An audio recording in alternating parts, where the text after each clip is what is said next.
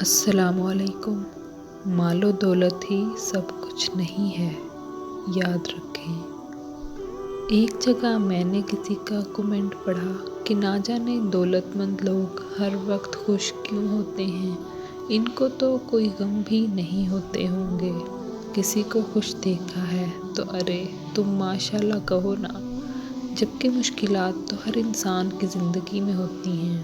بظاہر وہ انسان اپنی تکالیف کو کسی انسان تک شو نہیں کراتا، یا پھر لوگ اس انسان کی حالت سے واقف نہیں ہوتے، تبھی وہ اس انسان کے جیسی زندگی گزارنے کی تمنا کرتے ہیں۔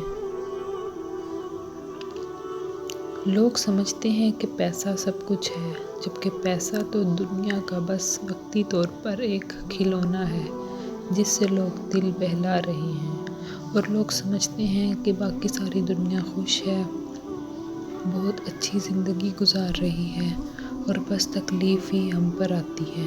وہ لوگ یہ بات جان لیں کہ ان کی یہ سوچ غلط ہے۔ اصل میں وہ لوگ حقیقت کو جاننے کی کوشش ہی نہیں کرتے کہ ہر انسان کی زندگی میں کوئی نہ کوئی مشکل فیز ہوتا ہے۔ امیر ہے تو کیا ہوا، کیا پتہ اللہ پاک نے اسے کسی ایسی چیز سے اب تک محروم کر رکھا ہو جسے وہ پانے کی جستجو میں ہے۔ کیا پتہ انسان کے پاس سب کچھ ہو اور سکون ہی نہ ہو، خود کے لیے وقت ہی نہ ہو، اللہ کے لیے وقت نہ ہو۔ تو پلیز آپ لوگ کسی کو بھی جج نہیں کریں۔ ہر انسان اپنی زندگی کی جنگ لڑ رہا ہے۔ ہر انسان کو اللہ پاک کسی نہ کسی آزمائش سے گزارتا ہے۔ ہر انسان کی زندگی میں ہر سکھ بھی نہیں ہوتا اور ہر دکھ بھی نہیں ہوتا۔ کوئی انسان کسی بھی انسان کا دکھ نہیں سمجھ سکتا۔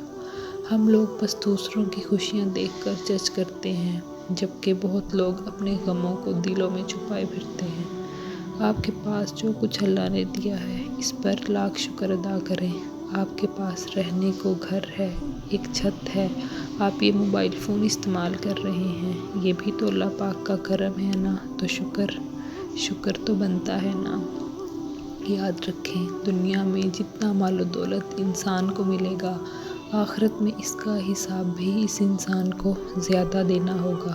کچھ لوگ جھونپڑی میں رہ کر بھی سکون کی زندگی گزار رہے ہوتے ہیں، اور کچھ لوگوں کے پاس دنیا جہان کی دولت قدموں میں ہوتی ہے مگر سکون نہیں ہوتا۔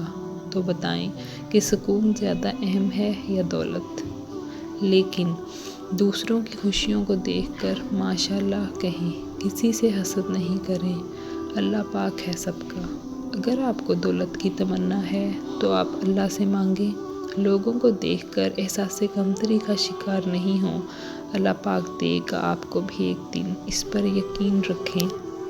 آپ دعا کریں کہ اللہ پاک ہمارے ایمان کو مضبوط رکھے، ہمیں دنیا و آخرت میں کامیابی عطا فرمائے۔ آمین۔